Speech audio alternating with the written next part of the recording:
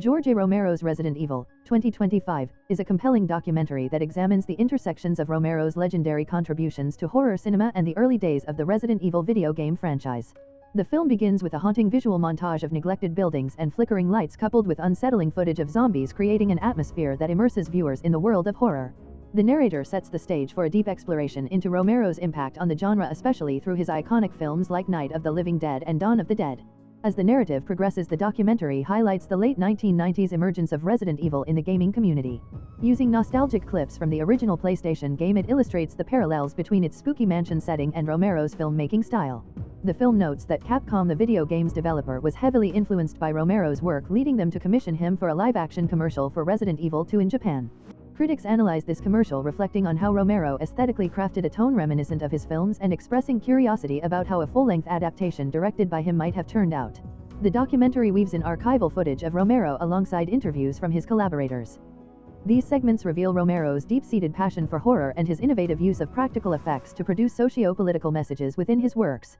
As the narrative transitions to the early 2000s, it chronicles the formal efforts to adapt Resident Evil as a film, illustrating how Constantine Film sought Romero to helm the project. A crucial segment showcases the script that Romero crafted, which embraced fidelity to the game's original narrative, a stark contrast to the action-oriented version that was ultimately released. Excerpts from his screenplay accompanied by concept art and storyboards serve to vividly illustrate Romero's vision, one that included beloved game characters like Chris Redfield and Jill Valentine and retained the essence of survival horror.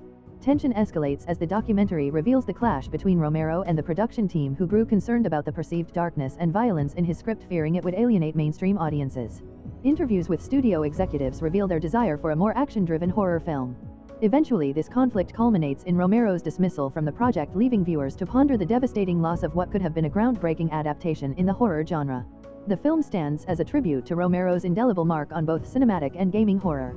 The documentary opens with an eerie atmosphere featuring haunting visuals of deserted cities, overtaken streets, and flickering CRT monitors showcasing the original Resident Evil game menu.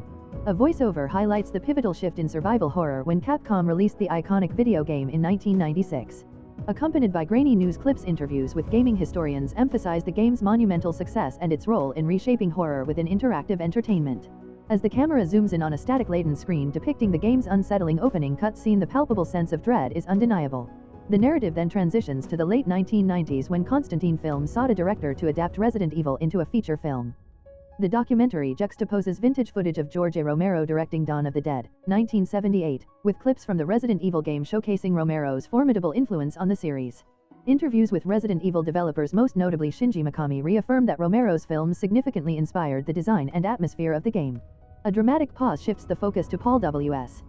Anderson, the director ultimately chosen for the project. His vision starkly contrasted with Romero's, opting to create an original character, Alice, instead of incorporating fan-favorite protagonists such as Chris Redfield and Jill Valentine. The documentary captures the mixed reactions from fans regarding Anderson's 2002 Resident Evil film, while engaging in a dialogue about the alternate reality had Romero's version reached fruition. The film delves into Romero's perspective on his departure from the project, featuring archival interviews that reveal his frustration coupled with acknowledgement of Hollywood's commercial imperatives. Experts weigh in on how Romero's interpretation could have redefined both video game adaptations and the horror genre at large. In a reflective conclusion, the documentary highlights Romero's enduring impact on horror cinema. Sequences from contemporary works like The Walking Dead and 28 Days Later, along with other modern zombie films, illustrate his lasting influence. The closing moments serve as a tribute to Romero's creative process and dedication to storytelling, establishing a legacy that continues to resonate. The screen transitions to black as the haunting echo of shuffling footsteps fills the silence, symbolizing that Romero's undead creations will continue to inspire and linger on indefinitely. The documentary provides an in-depth exploration of George A. Romero's significant impact on the zombie genre, highlighting his journey as its pioneer. Experts analyze his seminal film Night of the Living Dead, 1968, which revolutionized horror cinema with its potent social commentary. By interspersing colorized behind-the-scenes footage, the film illustrates Romero's progression in portraying zombies through subsequent works. Notable transformations of the undead are discussed, particularly in movies like Dawn of the Dead, which critiques consumerism, and Day of the Dead, 1985, which reflects military paranoia. Filmmakers and critics weigh in on how Romero's innovative integration of gore, social critique, and independent filmmaking fundamentally altered the horror genre. The narrative shifts to Romero's engagement with the Resident Evil franchise, where a rare interview clip reveals that Capcom sought his direction for a live-action commercial for Resident Evil 2 in Japan. The gritty VHS-like aesthetic of the commercial is showcased, featuring dramatic lighting and slow-moving zombies, which meld Romero's distinctive horror style with the franchise's themes. Experts appreciate this collaboration as an exemplary fusion of aesthetics.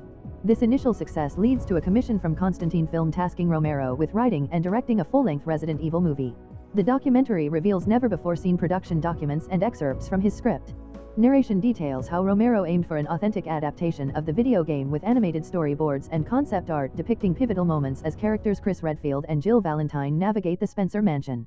The analysis highlights his commitment to practical effects, with special effects artists theorizing that his approach to physical gore and animatronics would have surpassed typical CGI, making the monsters significantly more frightening.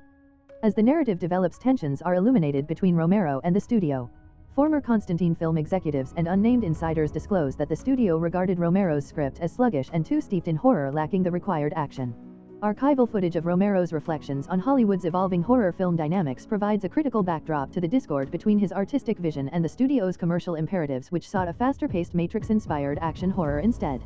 The documentary crescendos with the poignant moment of Romero's removal from the project.